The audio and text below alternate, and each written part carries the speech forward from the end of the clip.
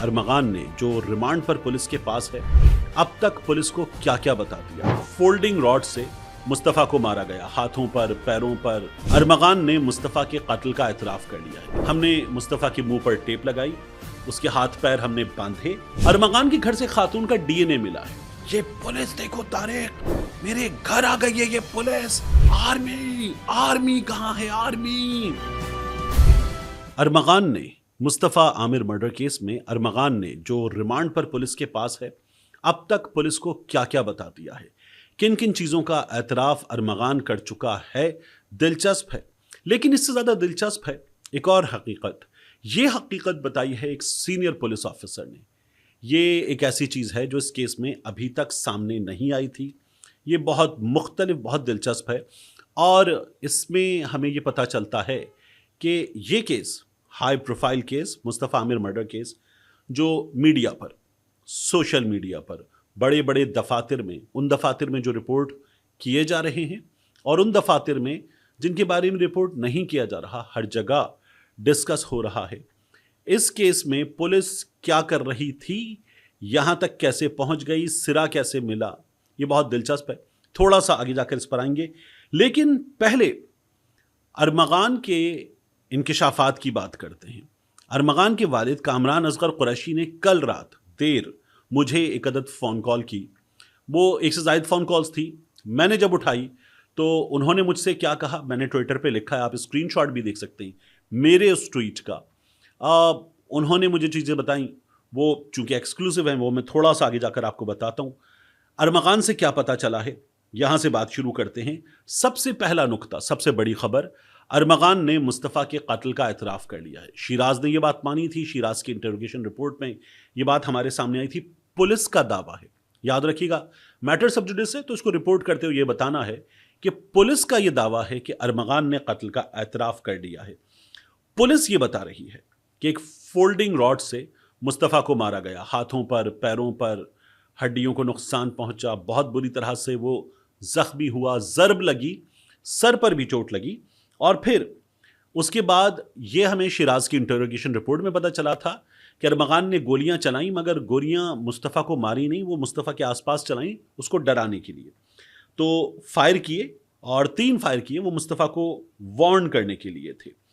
फिर उसके बाद ये पता चलता है कि 8 फरवरी को अरमगान कहता है, जब मैंने देखा कि पुलिस बंगले में दाखिल हुई थी तो उस मौके पर मैंने देर से देखा। इसके घर में पूरा सर्वेलेंस का सिस्टम है, निगरानी का। तो वो कहता है मैंने ज़रा देर से देखा, वरना पुलिस पर ज़्यादा फायरिंग होती, ज़्यादा देर तक ये मामला चलता। वो ये पुलिस को बता रहा है। फिर वो कहता है खयाबान मुहाफिज से दरेजी तक, बलूचिस्तान के उस मकाम तक, वहाँ तक गाड़ी खुद ड्राइव करके पहुँचा। गाड़ी मुस्तफ़ा की थी। हमने मुस्तफ़ा के मुंह पर टेप लगाई, उसके हाथ पैर हमने बांधे, उसे गाड़ी के ट्रंक में डाला। तब तक अरमगान के मुताबिक मुस्तफ़ा जिंदा था, नीम बेहोशी की हालत में था। और फिर ये सवाल बार बार हो रहा है कि, और मुस्तफ़ा की वालदा भी ये सवाल कर रही है कि कैसे मुमकिन है कि एक गाड़ी जिसके शीशे मुकम्मल स्याह थे, वो गाड़ी जिस पर शायद एक नंबर प्लेट भी, जो नमूना नंबर प्लेट कहते हैं, वो नहीं थी, उसको लेकर ये वहाँ पहुँचे। कैसे मुमकिन है कि इतना लंबा सफ़र ये हो गया, गालिबन कुछ 52 मिनट की ड्राइव बनती है, ये हो गई, किसी ने रोका नहीं। तो ये पुलिस कराची में रात के औकात में कई दफ़ा गफलत का मुजाहरा करती है, बड़े आराम से हो सकता है, ये इतना बड़ा इशू नहीं है। और कई दफ़ा रोका जाए, रोकने वालों को कायदे आज़म जिंदाबाद कहा जाए तो भी ये हो जाता है।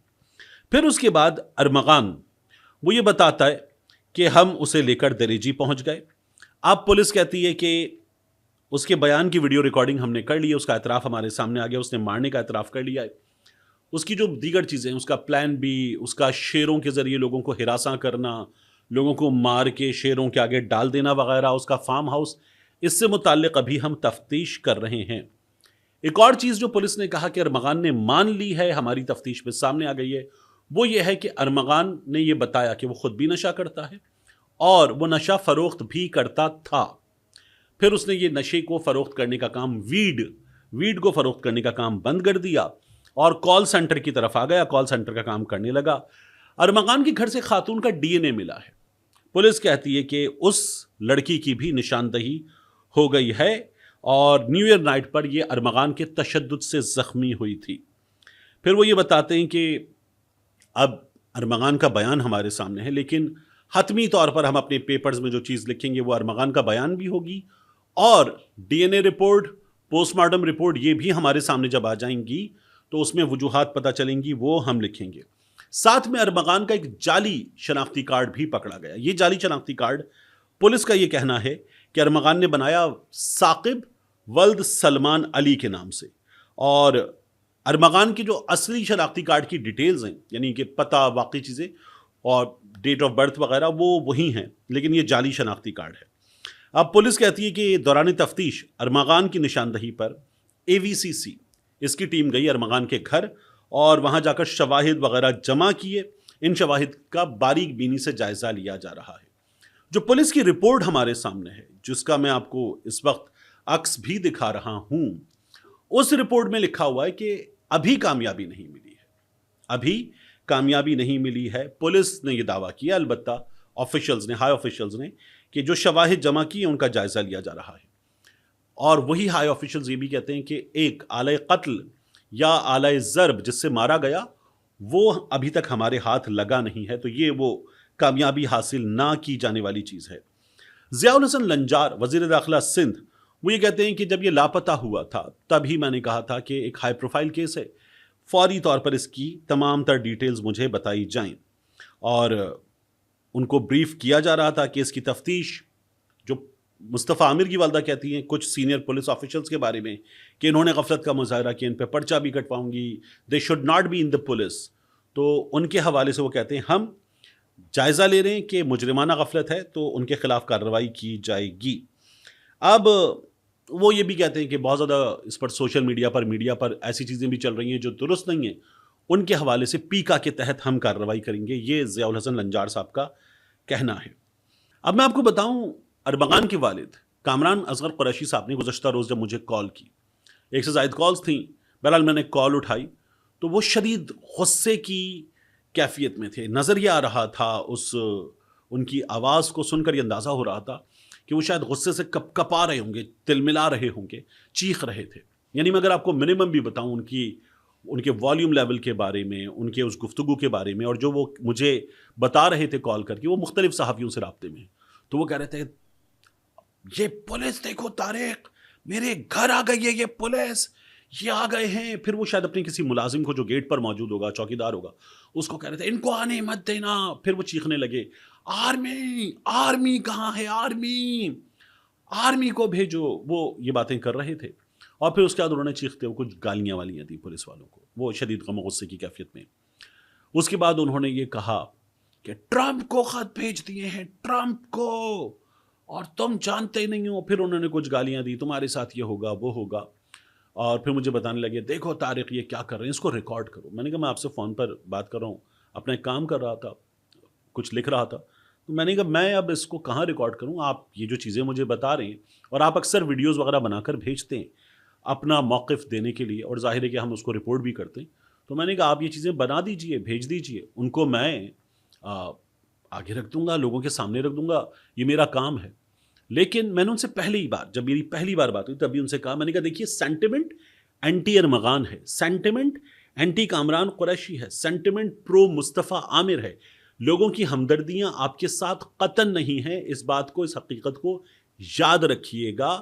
آپ یہ کہہ رہے ہیں، آپ کو میڈیا سے بھی شکایت ہے، سوشل میڈیا سے بھی شکایت ہے، مجھ سے بھی شکایت ہے بہت زیادہ، کہ ہم آپ کے بیٹے کے خلاف بول رہے ہیں۔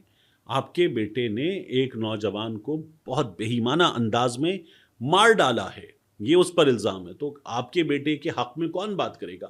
میں ان کو یہ بات تب بھی سمجھا رہا تھا، بعد میں بھی میں نے ان کو یہ بات سمجھائی ہے، اور بہرحال وہ شدید غصے میں ہیں، اس کیفیت میں ہیں۔